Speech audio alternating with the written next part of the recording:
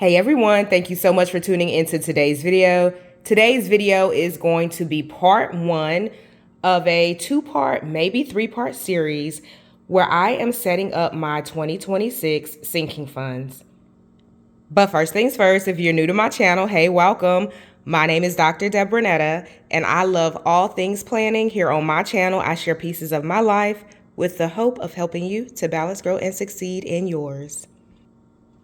So as you know, goal setting is a very important part of our annual planning process.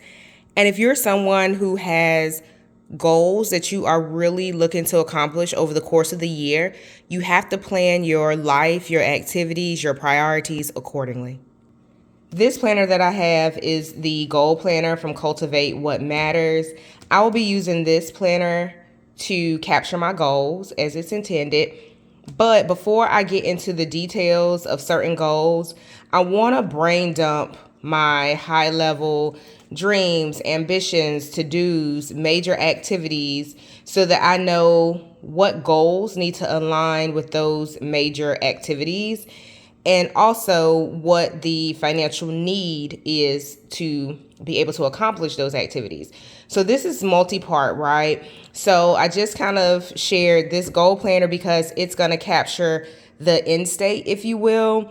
Once the goals are set, I'm going to track my progress. But today I'm going to use this budget notebook to do a high-level brain dump of major activities, major to-dos this year, because our lives, to live, it costs money, right? Like, we all know this. So I want to make sure, like, if I say I want to have a graduation party for my daughter, I want to go to the islands or something next year for Christmas, right? When I have those types of ambitions, I want to know the cost of it. So in order to do that, I have to think through my year. I have to think through my life. I have to think through other things, right? Like, everything works together. So I want to make sure that I am aligned, if that makes sense. So now that I have the preliminary, how do you say that word? Now that I have that out of the way, I want to talk to you about setting up my sinking funds.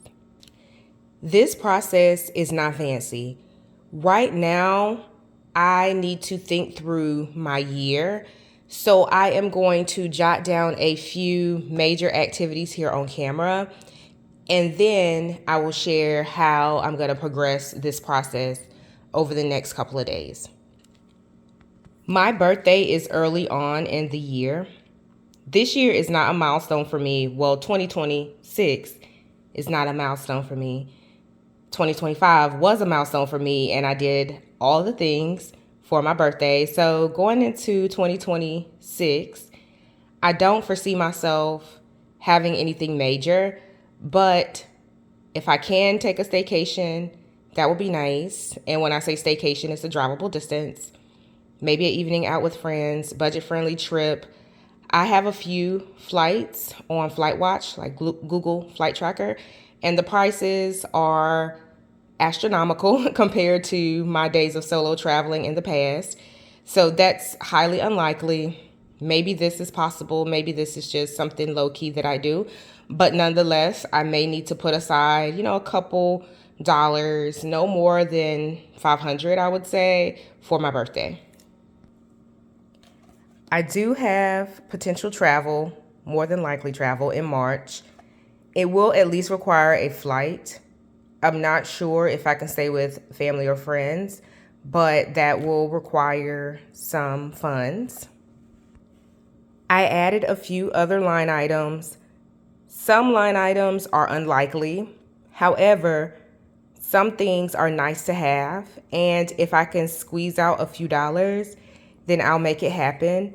For this end of the school year, potential graduations for my kids or graduation celebrations for my kids, I'll think of something small for family and friends to get together. So that will require a little bit of funds. So let's get into some heavy hitters. In the summer of 2026, there's a conference that I've been going to for the past 2 years. In 2026, it is international. So this past year, 2025, it was here in the US. 2026 conference will be in Europe. So now we're talking dollars and cents and a sinking fund. So for this conference, it will of course require flight, hotel, conference registration, gala registration, activity registration, food, and then miscellaneous travel. So I am going to high level cost this out, and then I'll make the decision if I go or not. The date actually conflicts with another family preferred activity, so I'm not sure what to do with this one, but I am going to cost it out either way. And if I do set up a sinking fund or something to allocate dollars towards it, then I will manage myself accordingly. If I don't go, I'll reallocate it to something else. Here are the categories that came top of mind.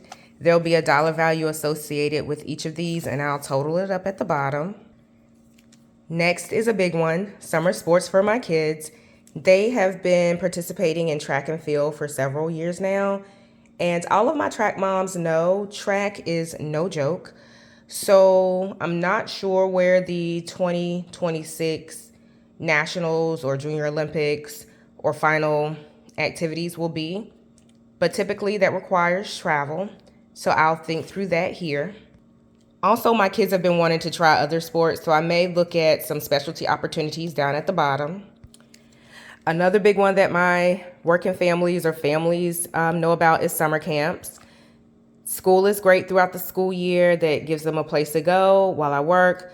During the summer, I need the same. So summer camps are on the list for 2026, as well as kids' summer travel. Typically, the sports travel becomes our summer vacation, but that has a cost that I will outline here as well.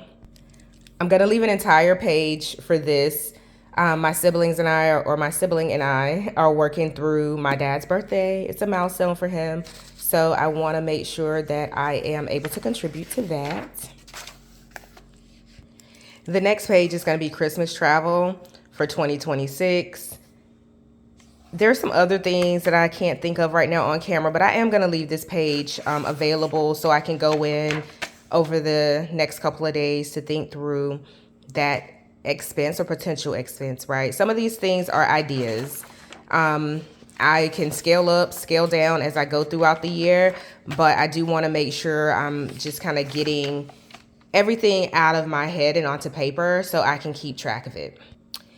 I'll go ahead and close out this video with just a high level. I do have a major life goal that I want to accomplish in 2026 that possibly will trump or cancel out rather all of the other variable expenses in order for me to accomplish that particular goal in 2026. I'm not ready to share it just yet. I'm still working through a few things. You probably can speculate as to what it is, but a major life goal. Now that I have settled myself, these goals will again get translated into just post goals throughout the year. They'll go here. Once I settle on the brain dump, I'll look at the cost of things. I'll look at the needs for my major life goal and see if it makes sense to even travel in the summer to the conference. It may not, right? Like I have to be very thoughtful, very strategic about the money that I have so that I can accomplish the goals that mean the most to me in 2026. I hope that you found this helpful. We didn't even get into the planner stickers. I was thinking about putting the sinking fund categories here and the totals, but we didn't get into that in this video. I don't want to make it too long, so there'll be a part 2, possibly a part 3 to this sinking fund video. So make sure that you hit subscribe. I love sharing budget content. Leave me any questions that you have in the comments. I'll answer them, or maybe do a short to answer some of your questions. Also hit subscribe, follow me on my journey, and I will speak to you in the next one. Happy planning, y'all.